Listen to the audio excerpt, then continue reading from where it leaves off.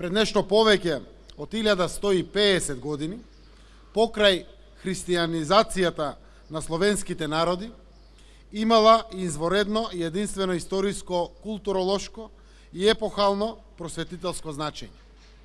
Во пресрет на 24. мај, денот посветен на светите браќа, како се словенски просветители, нивната мисија повторно ја покажува далекосежната визија, затоа што се уште ги собира и обединува словенските и другите народи во Европа. Таков е и денешниот настан. Делото на светите браќа Кирил и Методи не собра уште еднаш. Овој пат и по повод на два големи јубилеја, 30 години од осамостојувањето на Северна Македонија и 100 години од раѓањето на основоположникот на современиот македонски јазик Блаже Коневски.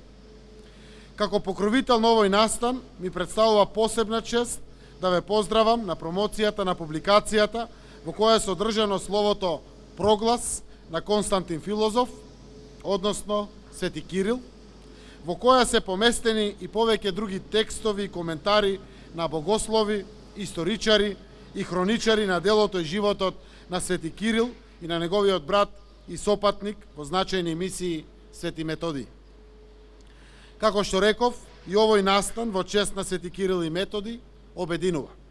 Овој пат ги обединува Република Северна Македонија и Република Словачка преку заедничкото издание на прогласот на Константин Филозоф Свети Кирил.